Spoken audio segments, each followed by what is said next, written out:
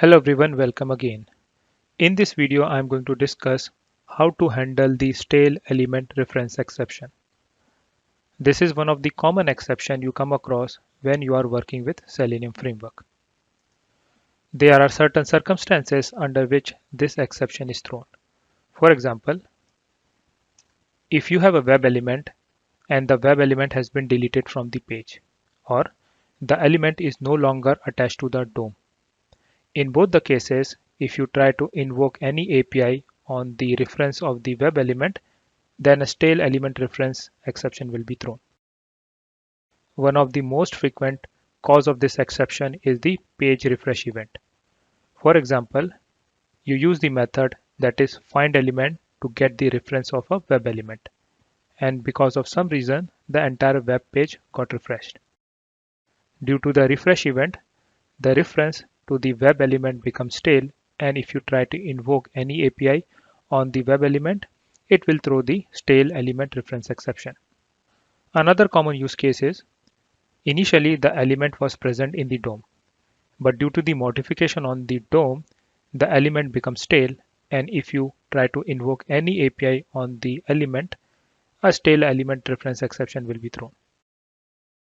So these are some common scenarios in which you will encounter this exception. So how to handle it? One of the common ways of handling stale element reference exception is to implement the retry logic. In the retry logic, you can catch the exception and then do the relookup of the element to get the new reference to the web element. Once you have the new reference to the web element, then you can invoke any web element API on that reference. So let me show you how it is done. First, we are going to write a sample script to reproduce this problem, and later on we will look at the solution of this problem. So for this use case, following is the scenario which I am going to automate. Using the WebDriver API, I will open the Bugzilla web page. Then using the findElement method, I will find the search text box. Once I have the reference to the web element that is pointing to the search text box, I will generate the refresh event, and after the refresh event, I will invoke the sendCase API on the web element reference that is pointing to this search text box. Because of the refresh event, the reference is already stale, and we will see that a stale element reference exception will be thrown. So in my project, I have already created a package called stale element. Inside this package, I will add a class, and the class will contain the test method.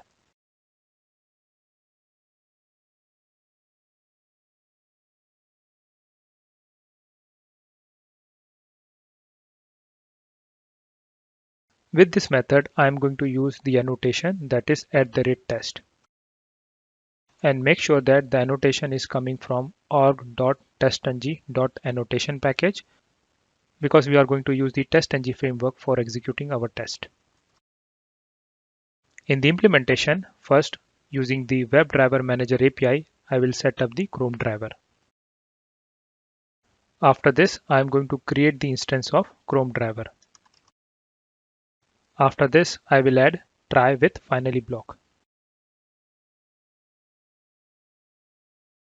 So irrespective whether our script throws the exception or not, the finally block will get executed. And in this block, I will just stop our WebDriver. So first, let me identify the locator for the element on the web page. So this is the locator I'm going to use. Let me create a private variable for storing this locator value.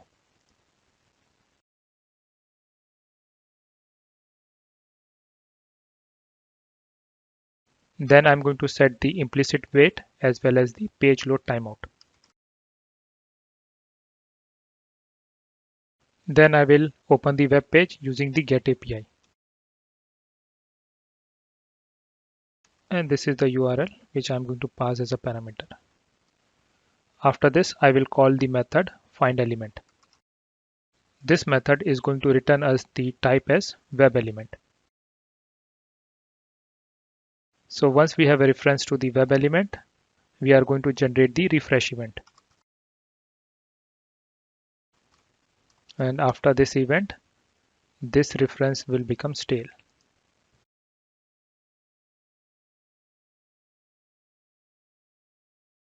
And then I will call the sendKeys method.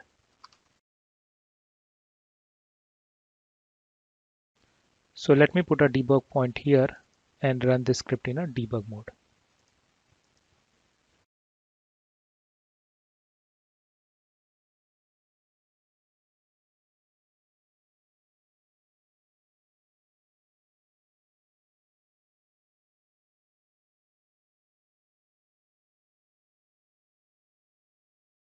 So step over.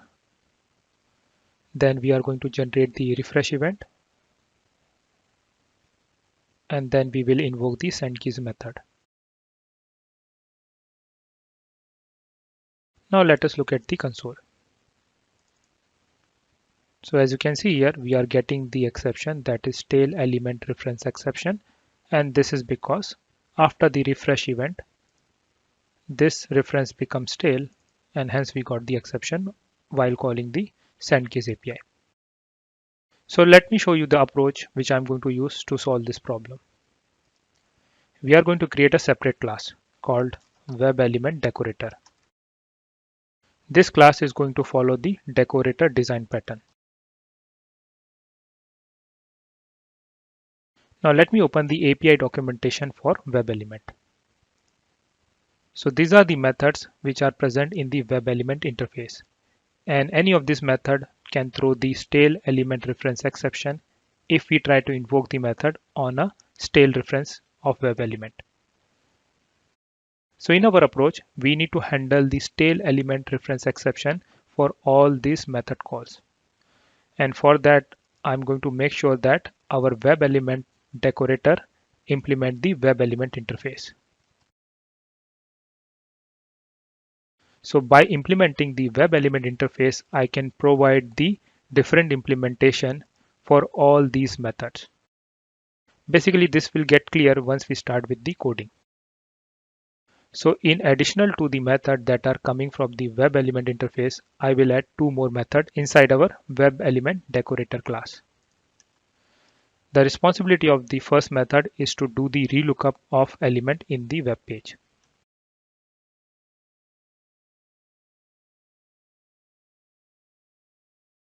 And the second method is the retry method.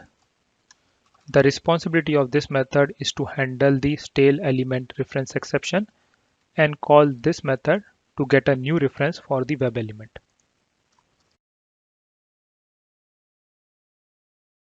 So now let us go ahead and create this class in our project.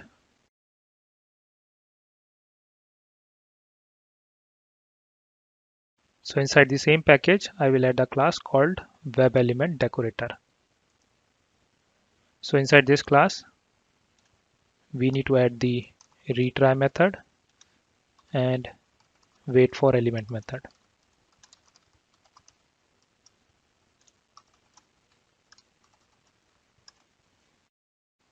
Also, this class is going to implement the WebElement interface.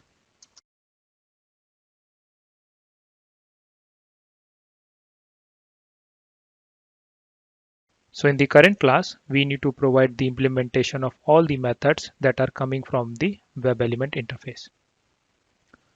So let me go ahead and create some private variables.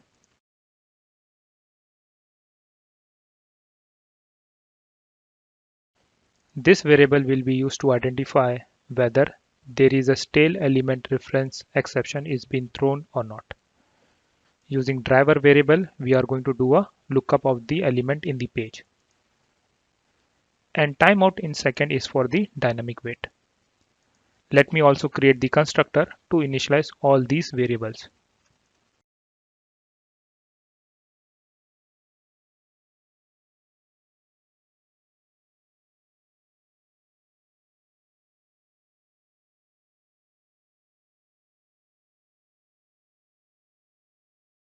Let me create one more constructor in case if you want to override the value for timeout in seconds.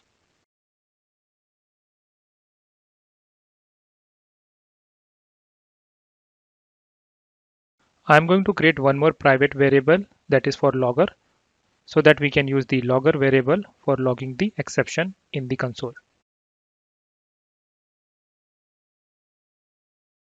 Now let us implement the wait for element method.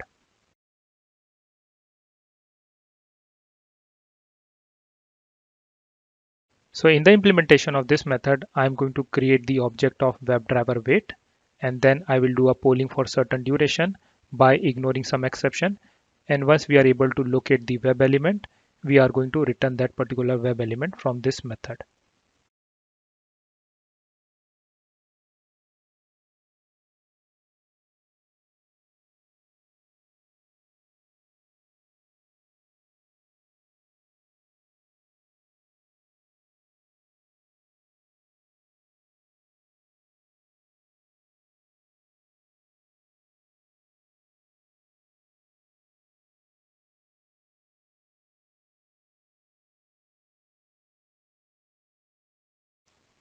And then I will call the until method. And inside the until method, I will use expected condition class for doing the lookup of the element.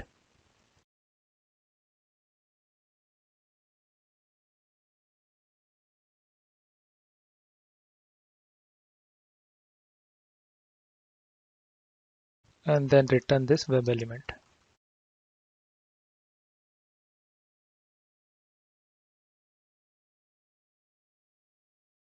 Now let us look at the existing methods which we are getting from the web element interface. So let's say if I invoke the click method, and during the invocation I need to make sure that if there is an exception, then handle that exception and also start the retry logic so that we will get a new reference to the web element. So in order to handle the exception, we need to use try catch block, and in the catch block I will just handle the stale element reference exception.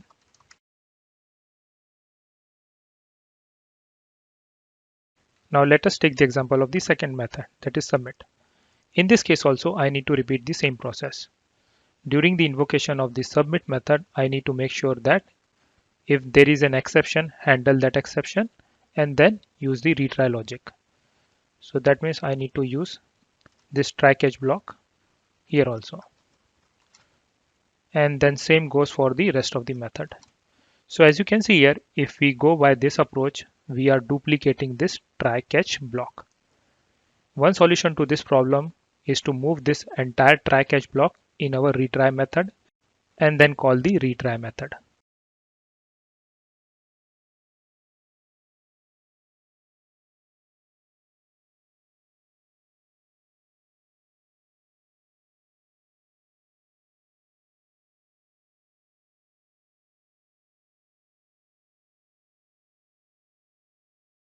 So after catching the exception, let us log that exception. And for logging the exception, I will use our log variable.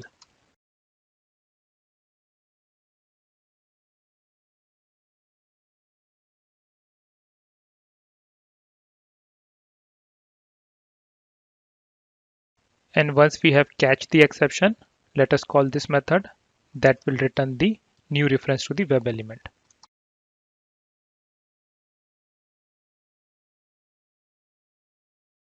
And then we will reinitialize this element with the new reference.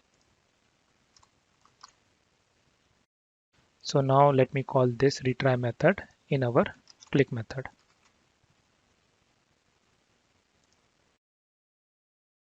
Okay, and then I will update the implementation of this method to invoke the click method.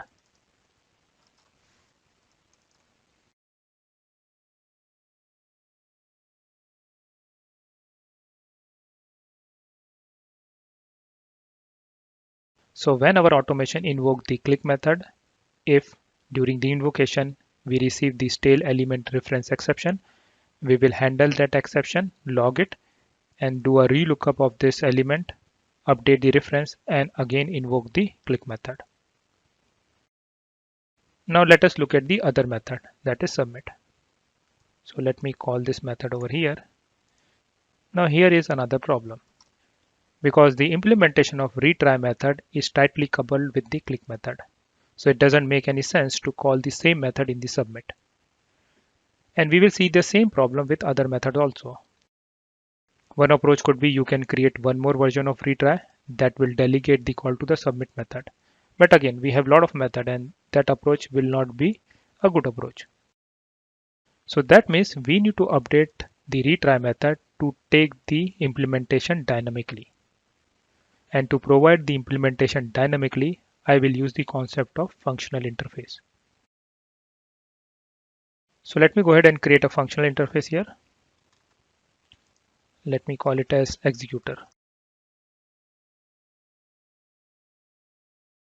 Inside this interface, there will be a method called execute.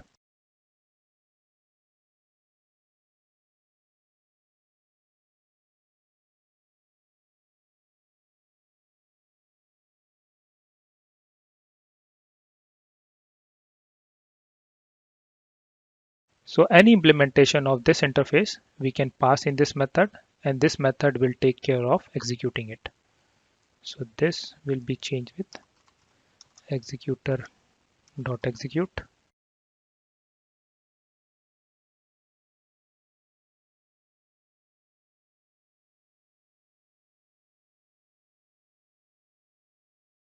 So let us re-implement the click method. So first I'm going to create the implementation of executor interface.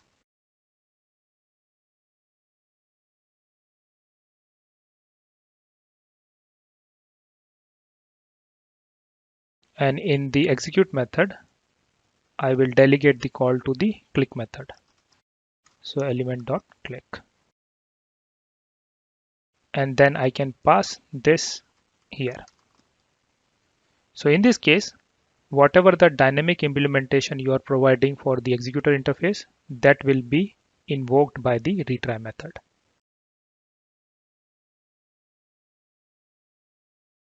We can further optimize this code by using the lambda expression. So I can remove this entirely and use a lambda expression here.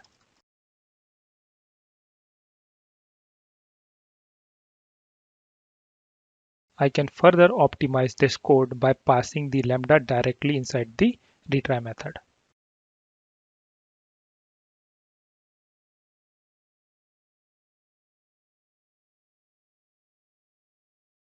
In the similar manner, I can redefine the implementation of submit method.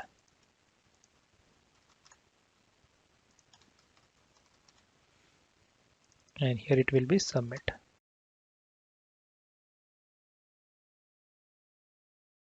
And in the similar manner, you can redefine the implementation of all the methods that are coming from the WebElement interface with this.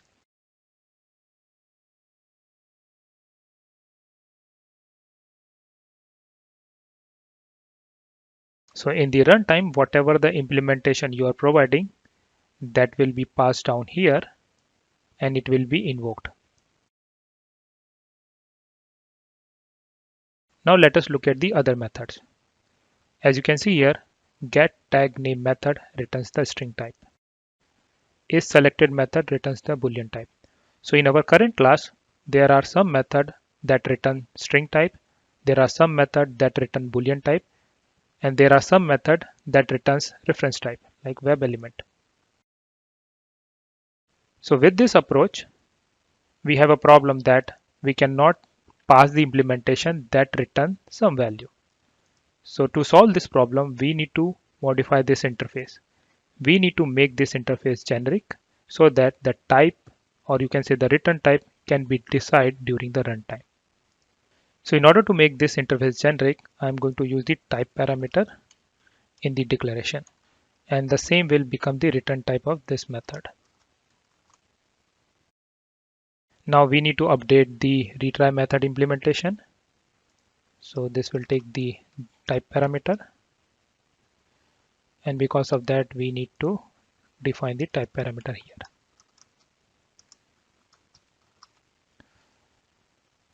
Now in the similar manner, as we have changed the return type of the execute method to the type parameter, we will do the same thing here. So whatever this method is going to return, that will become the return type of our retry method. So here I will use return keyword.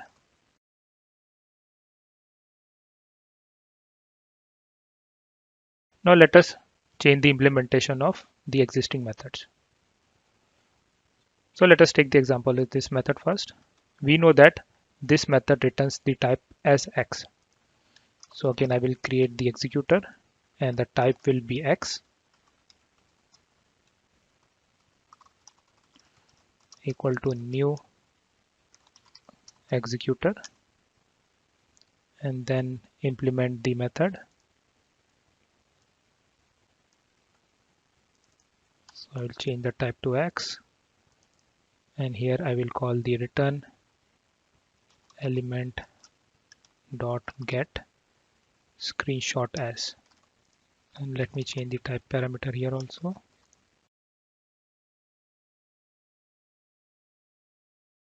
And then in the retry method, I can pass this variable.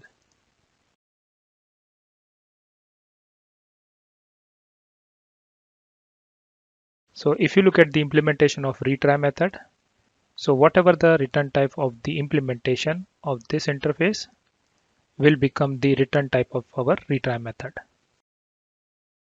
So in the current implementation of the method, the return type of the interface is X type parameter. So that will become the return type of our retry method. So I will change this to return and pass the target as a parameter here. Now in this similar manner, I will redefine the implementation of the other method. So in this case, we don't want to return anything, so I can just change to return null. Okay, let me optimize this implementation. So with the help of Lambda, we can directly pass the expression like this.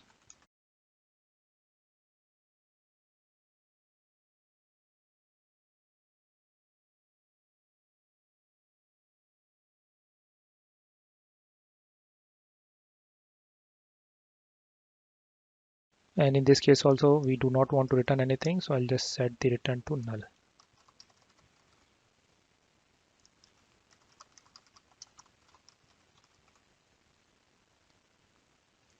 So in this case, executor, the type parameter is a string because that is what is the return type of this method.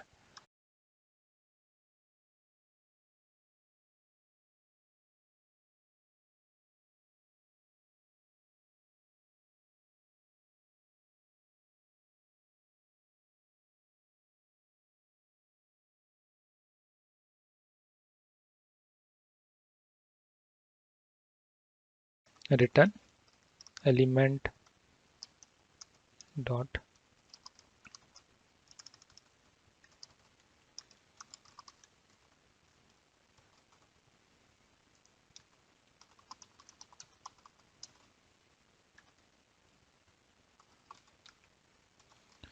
So if you take the example of this method, when we call the retry method, this is the implementation we are passing.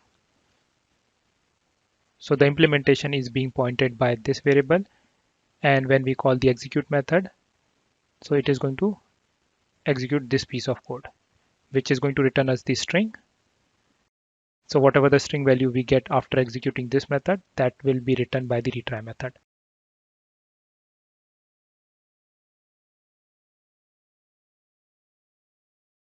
So in this similar manner, you can implement the rest of the method. Now let us try to use this decorator in our script. So here I will create the object of WebElement decorator.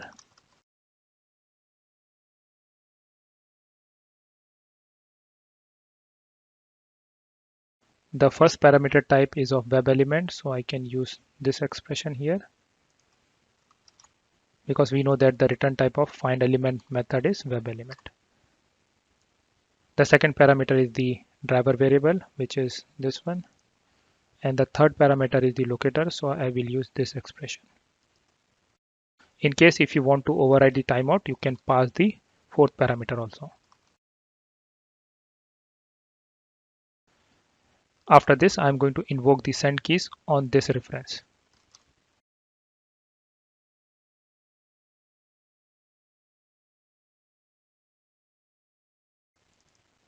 So let me go ahead and run this script in a debug mode.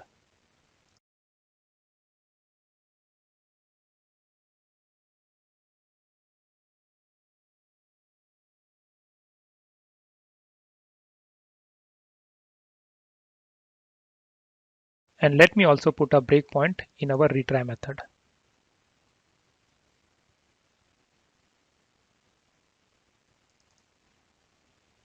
And then I will continue with the execution. So as you can see here, because of the refresh event, there was stale element reference exception, and our decorator class handled that exception. And after handling the exception, we will do the relookup and a new reference to the web element will be returned.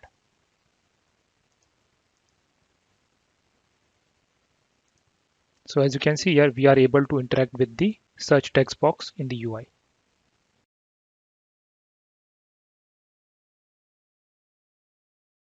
As you can see here, our decorator class inherit from the web element. So we can further optimize this piece of code in this manner.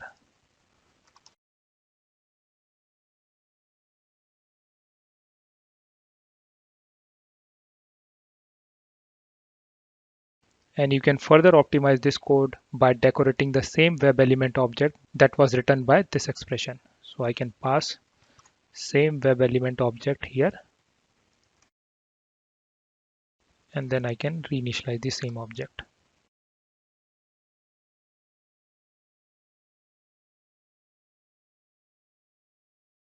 So with this optimization, first using this expression, I will get the reference of a web element. Then I pass the reference of the web element in our decorator, which will add the additional behavior to the APIs for the web element interface.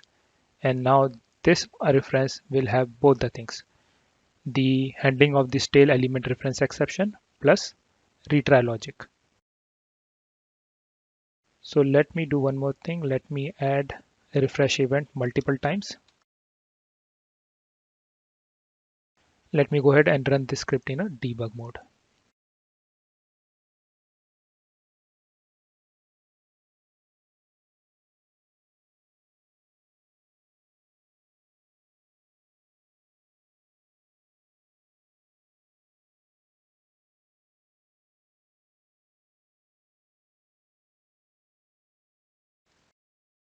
So as you can see here, our script is passed. And let us look at the console. So you can see here we got the stale element reference exception and we handle it, and this is the logger which is printing the information about it. So in this manner, with the help of WebElement decorator, you can handle the stale element reference exception in your Selenium script.